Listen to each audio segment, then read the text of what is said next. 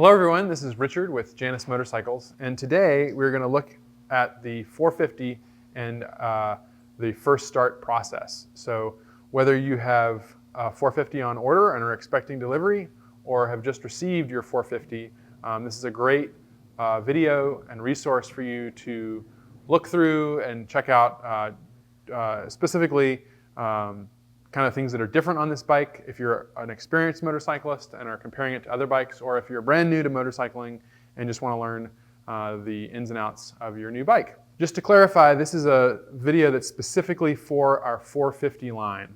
So this will be on all 450 Halcyons. If you have a 250 Halcyon, Phoenix, or Griffin, we have a separate video that goes over the first start guide for that bike. There are not a whole lot of differences between the two, but there are some that specifically have to do with the startup process, since the 250 is carbureted and this is fuel injected. So again, if you have a 250, check out our first start video on the 250, or if you have a 450, keep on watching. Okay, so we're going to start off by looking at the controls on the 450. We'll start off with we'll actually start with the left-hand controls. If you are familiar with our 250 line, there's not a whole lot different here. You're going to have, main thing is your clutch lever right here. So that disengages the clutch. Then you have your, we'll turn the bike on. You have your high beam and low beam. So it's just a single throw switch like that. Then you have your turn indicator. So for right, you're going to push it to the right, and left to the left, and you have an indicator up here on your dash. But to cancel that, it's a center push to cancel. So just like on our 250, you just push that button in. So if you're in left, you can push it in, or if you're doing a left turn and you want to go straight to a right, you can just go straight into it. The horn button is below that. And those are your left hand controls. On the right side, you have your front brake. So that's this will operate your front wheels brake. Here you have your engine stop switch. So right now it's in the stop position. So you can see there's a X through the spinning circle. That means at any point, if you want to kill the engine, you just hit that button and it stops the bike. However, if you want to start your bike, it has to be in the on or start position. And right below there is your starter button, and this activates the electric starter. The 450 does not have a kickstart, so this is how you're going to start the bike, and we'll cover the actual starting process in a minute. Next up, we're going to take a look at the key switch. Again, if you have a 250 or are familiar with our 250 line, not a whole lot different here. There are 4 positions. So right now we're in the off position, which means you can pull the key out. The bike is off. There is no, if you turn this off and everything is operating properly, your battery will not drain. So to turn the bike on, you just click a single click to the on position. You'll notice that your instruments are going to calibrate, and that's what they're supposed to do. Your lights, your headlight and tail light should be on at this point. If they're not, then you have we need to address that. And then there are 2 other positions. The handlebars, this is the lock position. So if you push the key in once and turn to the left, you go to the lock position. In the lock position, we're on a stand here and our wheel's locked, so we can't show you, but you would turn the handlebars all the way to the left and click that, push the key in and turn to the left to the lock position, and that will lock your handlebars to the left. And that's a great way to mitigate the risk of theft. It's not a theft-proof by any means. The bike can still roll. It's just going to roll in circles. So it's a great way if you're stopping somewhere for a short period of time or in a secure area to lock up your bike. There is one more position with the lock. We can go one click. So in this position, I'll just say you can pull the key out. Again, the bike is off. Your battery will not be drained. However, if you click one more click, you can still pull the key out. That's what we call the park position, and that's going to leave your tail light on, as well as at the front of the bike it's going to leave the ring light on your bike. Both of these are very low draw, so they can be left on for a longer period of time than, let's say, if you were in the headlight on position. That draws quite a lot of current. But if in the park position, this is for the specific reason of if you have to leave your bike if it's broken down or something like that, and the tow truck's coming and you want to go, whatever, take shelter, and you can leave the lights on your bike in a low battery draw kind of configuration.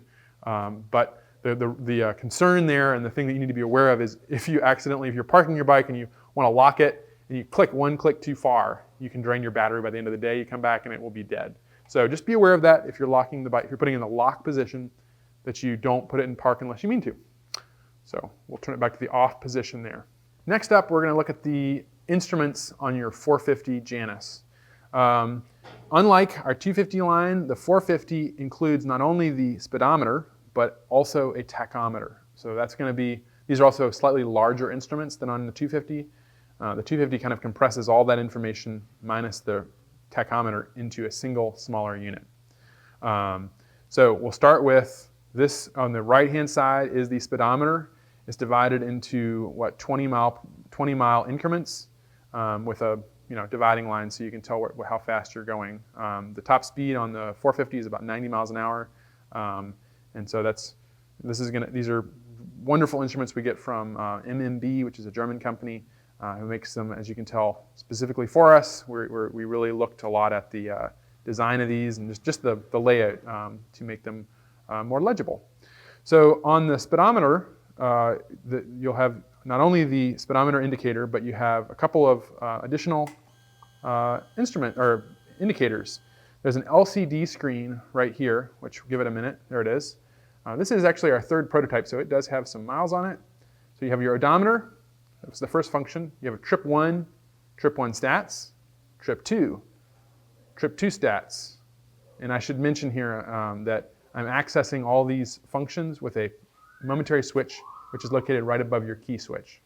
The 250 is on the back of the instrument. So here we are on the second trip meter stats. One more, and we're at date and time, which needs to be set on this bike. And here we have ambient temperature and battery voltage. One thing to be aware of that I will say, and I'll probably repeat this when we talk about the battery, is always test, if you're concerned about your battery or if you're taking it out of storage, if you want to test your battery, use a voltmeter at the battery. Don't rely on this. This is a great way to just kind of know where you are on a daily basis, but to really get an accurate reading, you want to take that at the battery. Next up, we'll go look at the two indicator lights that are on the speedometer face. You have your turn indicator and you'll have the check engine light. So this light it looks like it's on here, but it really lights up when you have a engine error code from the ECU. So if you do get, if that light comes on, please do not ride the bike. Give us a call and we can help you diagnose the issue. Last thing to be aware of on your 450 is that it does not have a reserve fuel setting. So it doesn't have a petcock. Again, it's fuel injected. So in order to know, there is no fuel gauge, just like on the 250. In order to know you're running low on fuel, we have a low fuel indicator, which will flash here on your LCD screen. When you have about 15 miles on your fuel tank remaining, there will be a little fuel pump sign that flashes here for 1 second every 10 seconds. And that won't stop. It'll just keep going, so you'll be able to notice it. But it is something to keep an eye out for. When you see that first come on, you have about 15 miles until you're going to run out of gas. So that replaces the reserve function on our 250 line, because we don't have a reserve. Next up, we're going to move over to the tachometer. Of course, the main function of this is to show engine speed. On the 450, the engine it wants to be a little higher revving than on the 250. So I recommend running the bike between 4,500 and 5,000 RPMs is kind of where it starts feeling good. Below that, you are going to be lugging it a little bit. So if you're familiar with big singles like a KLR, that's going to sound very familiar to you. They are going to want to be above at least 4,000 RPMs to really, that's kind of their optimal power range. On this, we have, as you can see, illuminated right now, the 2 indicator lights. One of them is your neutral indicator. So this means we're in neutral. If we were to shift into first, like that, the light's going to go out. So that's going to show you that you are in neutral. There we go, we're back in neutral again. The other light is going to be your high beam light. So this means that your high beam's on, just like in a car. One thing to note is that you also have a high beam indicator light right above the switch on your left hand grip. So there are 2 lights for that. And that covers all the instrument functions on your Janus 450. All right, next up, we're going to look at the foot controls, starting with the left foot. As on most motorcycles in America, and at least in the world since 1970 something, the left side is going to be your shift lever. So you've got your foot peg here, and then you have your shift lever. It's exactly like our 250 line and many other motorcycles. It's 1 down, 4 up. So it is a 5-speed, but it's 1 down, and then you can shift 4 up 4 times. So it's a positive stop. So you basically click it once and let it return each time, and you're in the next gear. And we'll get back down to neutral. Another thing to be aware of on this side is you do have your side stand right behind your foot peg on the left side of the bike. Next up on the foot controls for the right side of the bike is the rear brake. So this is just a simple rear brake lever, your foot peg, and that is operated by pressing down on it with our wonderful Brembo brake system.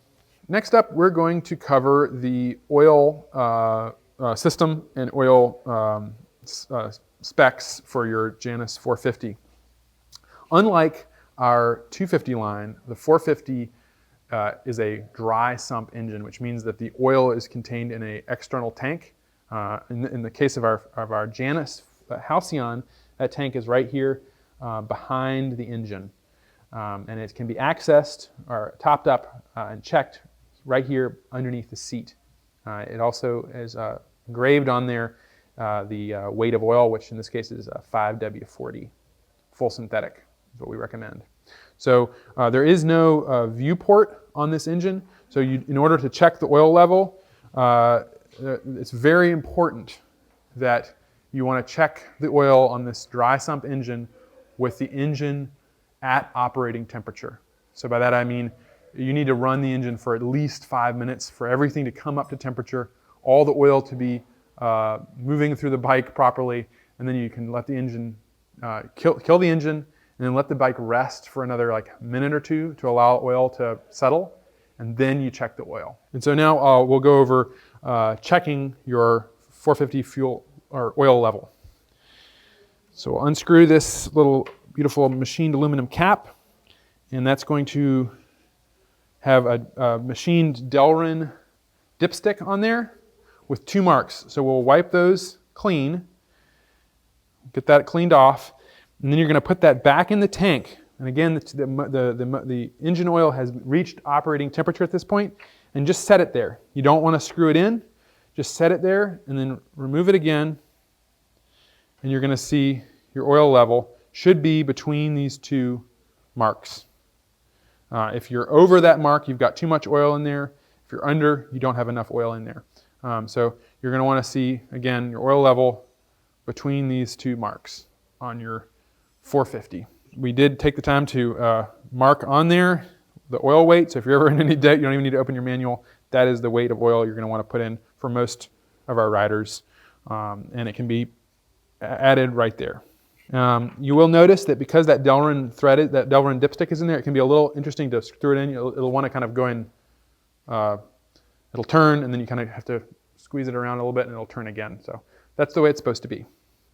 And that is how you check the oil on your 450. All right, next up, we'll talk about fueling on your 450. Fueling is going to be similar to the 250 in terms of how you do it. We have a video, another video here on YouTube on fueling your Janus. It does show a Griffin 250 in the picture, but when it comes to the proper technique for putting fuel in the bike, that's a great resource in how to not drip fuel on the powder coat. As we mentioned in that video, powder coat is a very tough industrial finish, but it can be marred with a strong solvent like gasoline. So be aware of that. But to fuel the bike, you're gonna remove the, again, beautiful machined aluminum cap, making sure to not let gas drip on the tank. And just like with the 250, I recommend if you have saddlebags, keeping it in a clean location. So I don't like putting it down on the ground or on the fuel pump. Just put it on your saddlebag or on the seat in this case. This will be better than on the 250. It'll hold it better. You're gonna fill up the fuel tank. And for that, we'll look at this little diagram. The filler neck extends 2 inches down into the fuel tank for a reason. That is to tell you exactly when you need to stop filling the bike. Because if you look at this diagram here, your fuel tank has a breather, it basically releases the vacuum as the fuel drops. And if you fill it past that line, you're likely to either splash fuel out of the tank or it's going to start going down that vent tube. That is not the end of the world. It's just you'll notice, maybe if you overfill your bike accidentally, you may notice a puddle of gasoline under your bike. That is not dripping on your engine or exhaust. It's going through a tube to the ground. But be aware that you have overfilled your tank, and if that's on your tire, it can cause traction issues, etc. So if you fill it to the bottom of the filler neck, you won't have that issue. As far as the type of fuel to run, you have a little more leeway on the 450 because this is a fuel-injected motorcycle. It's not carbureted. So you don't have a lot of the similar ethanol issues. We don't have a whole lot of miles on these or years of experience with them. So I would probably still recommend storing it with ethanol-free fuel. It's going to break down slower. It's going to be a more stable fuel. But for everyday riding, you have absolutely no issue. This motor is not a high compression engine, so you're not going to get any benefit from buying premium gasoline.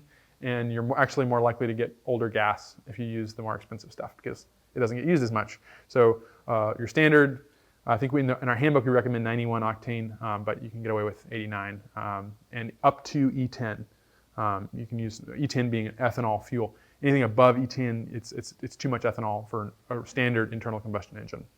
So that's the basics on the fueling. Again, storage is a separate thing, and we'll cover that in a little bit. And just as a reminder, I know we've already mentioned it, but the 450 does not have a fuel valve or petcock. So if you're familiar with our 250, or if you have a 250, it'll have an on, reserve, and off position. There is no on, reserve, or off position on this tank. It's just a fuel pump that turns on when you turn the motorcycle on. If you run out of gas, you are out of fuel. And for that reason, we've added that low fuel indicator light on your instruments. So keep an eye on your instruments. They tell you good info. The battery on your 450 is located in almost the same spot as on the 250, and it's underneath this leather cover. You open that up, and you can see your EarthX lithium iron phosphate battery.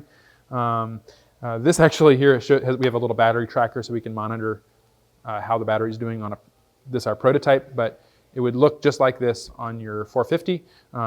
We'll have plenty of information in the owner's handbook on proper maintenance of your lithium battery. The main thing to be aware of is that they do last a long time. They got way better cranking amps and performance than a traditional flooded battery, but that you do need to have a smart charger with a lithium battery setting. So if you're a dedicated lithium setting, don't connect your standard trickle charger to this because it can melt down, let's say. They're designed for use with a smart charger. And there's the battery. Okay, so you've received or expecting to receive your Halcyon 450, and this we're going to cover now is the actual startup process for the 450 and how that differs from, let's say, the 250 or maybe other motorcycles you're familiar with.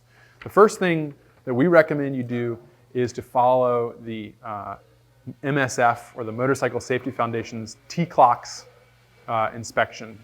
That is right here.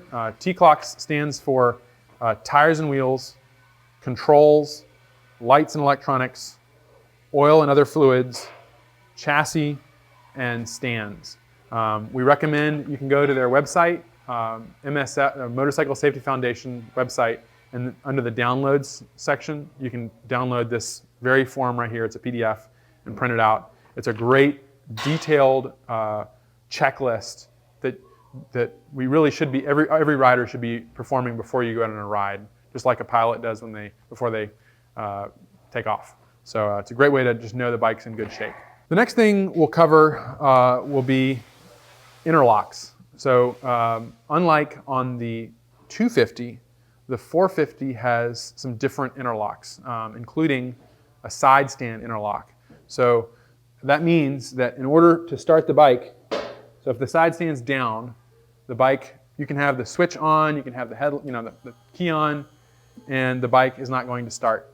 The side stand has to be in the up position, and then it will start. That's to prevent the side stand being left down. However, we decided that it's sometimes nice to let the bike warm up on the stand. So once the bike's running, you can put that side stand back down and it's not going to kill the bike like on some other motorcycle models out there. You can let the bike sit on the stand and warm up or run, which is very handy as you may find out. That's one interlock.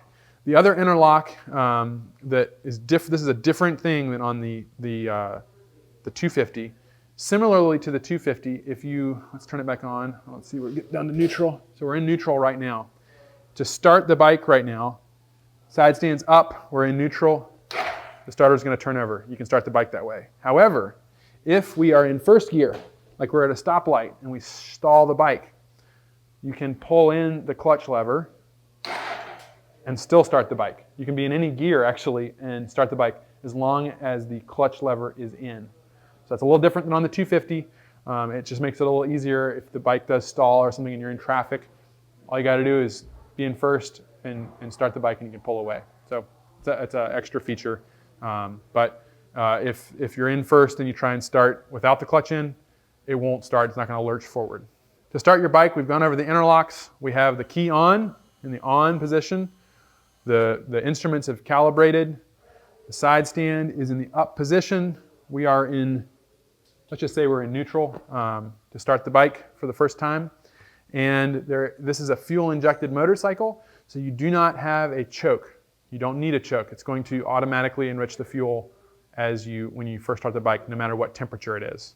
So to do that, the one thing to always check is that the engine stop switch or kill switch is not engaged. So you want it in the run position. So when you turn it on, I don't know if you can hear that, but you will hear the fuel pump spool up.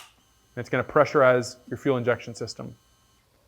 Lights are going to be on, and then you do not need to crack the throttle. You just are going to hit the starter button. When you do hit the starter button, it's always good practice on any vehicle. You don't want to hold it down for more than 5 seconds at a time. You can do damage to the wiring and the battery. So we'll go ahead and do that.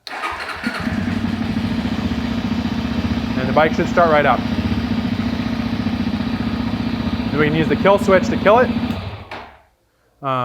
Sometimes maybe if it's a really cold day or something like that, you might have to blurp the throttle a little bit, but it's not going to, opening the throttle when you start it probably is going to have a harder time starting. So I recommend you don't even need your hand on the open the throttle at all. You just can hit that starter button.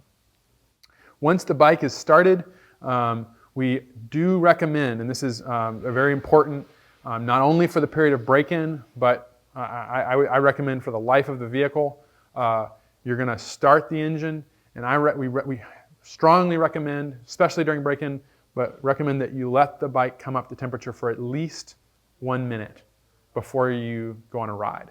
So what that does is it lets the engine come up to temperature. It makes sure that the oil system, all the oil is flowing properly from the external dry sump reservoir through the engine, and that you're going to have proper lubrication and ensure the long life of your 450 engine. So for break-in on your 450, the interval is a little bit larger. So the 250 has a 500-mile interval. The 450 Janus motorcycle has a 1,000-mile break-in period. So the first 1,000 miles we are defining as the break-in period of the bike. So During that period, you're going to want to take it easy. You're going to want to vary engine speed. You don't want to be holding a sustained high RPM. Like hopping on the interstate and going 90 miles an hour or 70, 80 miles an hour all day is just not going to be a great way to break in the engine for the longest life of the vehicle. Those first 1,000 miles are going to be really important in seating the piston rings, just breaking in the engine, the transmission even, and taking care during that initial period will give you a good chance of having the longest life of your vehicle. Other things that also will be breaking in during that time are tires, as well as your brakes are going to be breaking in during that first, especially like first 100 miles on brake pads are going to be seating against the rotor, and they may not stop as well. So if at first your bike doesn't have great brakes, that's because they probably have almost no miles on them. They're going to take a minute to seat and really be able to offer optimal braking. Your drive chain is going to stretch out again in that first couple hundred miles, so that's something to keep an eye on. But for that first 1,000 miles, after that 1,000 miles, that first service is going to be the most important one, and that's going to be found in your owner's handbook. So there are some items that we definitely recommend that you check at receipt of your bike. So when your motorcycle is delivered, it says at delivery here. There's a little dot, and you can look down here. There are not a lot of them, and they're going to be relatively simple things to check for. But just checking those is a great idea, a good idea to make sure that you've received a bike that's the way that we want to deliver it. And then you'll see next here is the 1,000 mile service, and that shows exactly what you need to do at that service. And that again, just like on our 250 at the 500 mile mark, we say it's the most important service you're going to do on your bike, because changing that oil at 1,000 miles, adjusting valves, all those kind of things are going to be really important at that point, because most of the transformation that's happened to your engine as it's being braking in is going to happen then. From then on out to many, many thousands of miles, it's going to be much more stable and broken in. So for more information on the break-in process, check your owner's handbook. As far as storage, everything that holds true for the 250 is equally true on the 450.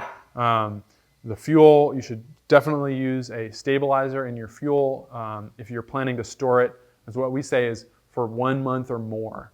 Then it doesn't take any time. You have a little bottle of fuel stabilizer. You can add the appropriate amount to your fuel tank, and that's going to ensure that, let's say, it's 3 months before you come back to your bike. It's going to be in good condition, especially for winter storage for those of us in the upper Midwest. Same thing is also true of your battery. The single best thing you can do for your battery is to keep it on a maintenance charger. These lithium ferrous batteries are they will hold a charge really well. However, they're not cheap, and to get them, I think they estimate 8 years of life, which is really high if you're familiar with your typical motorcycle battery. But keeping that on a smart charger with a dedicated lithium battery function, it'll shut off automatically when it's charged up. So it's not going to overcharge it, and just you can get. We sell a Genius battery tender that plugs into the wall and has a lithium setting, and you can bolt on a special pigtail to like the back of your battery, and when you pull in your garage, you can just literally plug that thing in. Super easy. It'll keep your battery maintained, and especially over the winter. It's going to keep, so in the spring when you're ready to ride, you don't have to mess with a dead battery and all that stuff. So those are key. And then in the spring, of course, doing a good inspection of it, making sure your tires are aired up, et cetera, is a really good idea. Finally, transporting your motorcycle. If you, let's say you're expecting delivery of your 450, or you're coming here to pick it up, we recommend an enclosed trailer, certainly during the winter months. However, if you've got a pickup truck and the weather looks good, you can put it in the back of the pickup truck. We don't recommend using a motorcycle cover on the back of your vehicle or in a pickup truck bed, because that cover is going to flap all over the place, and it's going to mess up your pinstriping and paint, and we've seen that happen. So what we recommend you do is you don't put a cover on it, but we'll cover your seat with a plastic bag and tape it on there. Remove your saddlebags. It takes 5 minutes to remove the saddlebags. Put a bag over your battery box. It's really the leather that you're going to want to watch out for.